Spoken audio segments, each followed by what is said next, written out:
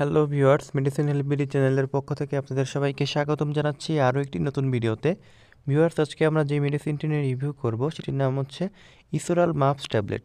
মেডিসিনটি নিয়ে বিস্তারিত আলোচনা করব, এর ব্যবহার, পার্শ্ব প্রতিক্রিয়া, সতর্কতা, এছাড়া এই ওষুধটি কারা কারা সেবন করতে পারবেন, কারা সেবন করতে পারবেন না, এই ওষুধটির কোনো পার্শ্ব প্রতিক্রিয়া আছে কিনা এবং এই ওষুধটি গর্ভাবস্থা এবং স্তন্যদানকালে সেবন করা যাবে কিনা এবং এটির বাজার মূল্য সহ বিস্তারিত আলোচনা করা হবে আজকের এই ভিডিওটিতে।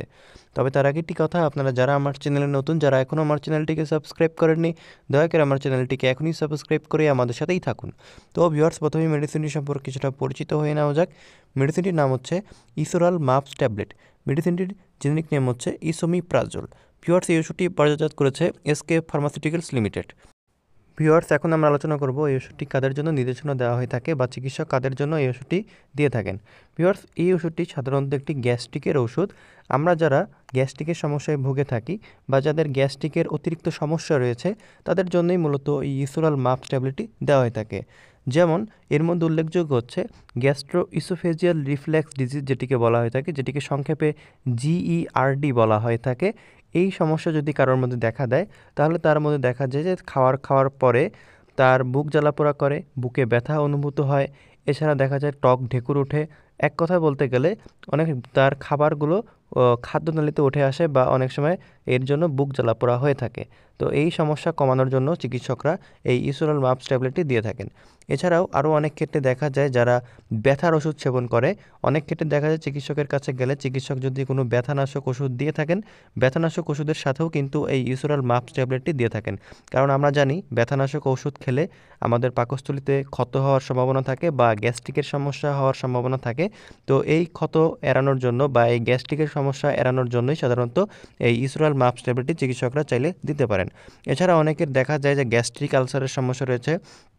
যদি কারো গ্যাস্ট্রিক আলসারের সমস্যা থেকে থাকে তাহলেও কিন্তু এই ইসোরাল মাপস ট্যাবলেটটি চিকিৎসকরা দিয়ে থাকেন। এছাড়াও যদি কারো ক্ষেত্রে দেখা যায় অনেক সময় ব্যাকটেরিয়া দ্বারা যদি কোনো সংক্রমণ হয় পাকস্থলীতে, তো এর সাথে অ্যান্টিবায়োটিকের সাথেও কিন্তু এই ইসোরাল মাপস ট্যাবলেটটি চিকিৎসকরা দিতে পারেন। এছাড়াও অনেকের ক্ষেত্রে দেখা দেয় যে জোলিঞ্জার এলিসন সিনড্রোম, যেটিকে বলা হয়ে থাকে যে পাকস্থলীতে যদি অতিরিক্ত পরিমাণে অ্যাসিড উৎপন্ন হয় তখন কিন্তু পাকস্থলীতে জ্বালা অনুভূত হয় বা ব্যথা অনুভব হয়। তো এই সমস্যা থেকে মুক্তি পাওয়ার জন্য কিন্তু চিকিৎসকরা এই ইসোরাল মাপস ট্যাবলেটটি দিয়ে থাকেন। এক কথায় বলতে গেলে আমাদের পাকস্থলীতে যে সকল সমস্যা হয়ে থাকে, গ্যাস্ট্রিকের সমস্যা, সকল সমস্যা থেকে মুক্তি পাওয়ার জন্য এই ট্যাবলেটটি দারুণভাবে কার্যকরী একটি ঔষধ। ভিউয়ার্স, এখন আমরা এই ওষুধটির মাত্রা ও সেবনবিধি নিয়ে আলোচনা করব। এই ওষুধটি সাধারণত যাদের ইরোসিভ ইসোফ্যাগাইটিস রয়েছে সেই সকল রোগীদের ক্ষেত্রে 40 মিলিগ্রাম প্রতিদিন একবার করে 4 সপ্তাহ পর্যন্ত সেবন করতে হবে। এছাড়া যদি কারো ব্যথানাশক ওষুধ খাওয়ার কারণে যদি গ্যাস্ট্রিক আলসার হয়ে থাকে তাহলে 20 মিলিগ্রাম ট্যাবলেট প্রতিদিন একবার করে 4 থেকে 8 সপ্তাহ। এছাড়া যদি ব্যাকটেরিয়ার চিকিৎসার জন্য এটি ব্যবহার করা হয়ে থাকে তখন সেক্ষেত্রে 20 মিলিগ্রাম প্রতিদিন 2বার করে 7 দিন করে সেবন করতে হবে। এছাড়া যদি কারো জলিঞ্জার ইলিসন সিনড্রোম থাকে তাহলে সেক্ষেত্রে প্রতিদিন 2বার করে 40 থেকে 80 মিলিগ্রামের ট্যাবলেট প্রতিদিন 2বার সেবন করতে হবে। ভিউয়ার্স, এছাড়াও এই ওষুধটি চিকিৎসকের পরামর্শ অনুযায়ী একটি নির্দিষ্ট সময় অনুযায়ী আপনাকে সেবন করতে হবে। ভিউয়ার্স, এই ওষুধটি খেলে কোনো পার্শ্ব প্রতিক্রিয়া হয় কিনা সেটি নিয়ে এখন আলোচনা করব। এই ওষুধটি খেলে কিছু পার্শ্ব প্রতিক্রিয়া দেখা দেয়, সেটি হচ্ছে মাথা ব্যথা হতে পারে, কারো ক্ষেত্রে ডায়রিয়া, বমি বমি ভাব, তলপেটে ব্যথা, কোষ্ঠকাঠিন্য ইত্যাদি সমস্যা সাধারণত দেখা দেয়। এছাড়া এই ওষুধটি গর্ভাবস্থা এবং স্তনদানকালে সেবন করা যাবে কিনা, গর্ভাবস্থায় এই ওষুধটি ব্যবহার করা যাবে, তবে সেক্ষেত্রে সাবধানতা অবলম্বন করতে হবে। ভিউয়ার্স, সবশেষে আমরা এই ওষুধটির বাজার মূল্য জানিয়ে দেব। এই ওষুধটির 20 মিলিগ্রামের প্রতি ইউনিট বাজার মূল্য হচ্ছে 10 টাকা এবং 40 মিলিগ্রাম প্রতি ইউনিট বাজার মূল্য হচ্ছে 16 টাকা। তো ভিউয়ার্স, এই ছিল এই ওষুধটি সম্পর্কে বিস্তারিত। আশা করি ভিডিওটি আপনাদের কাছে ভালো লেগেছে।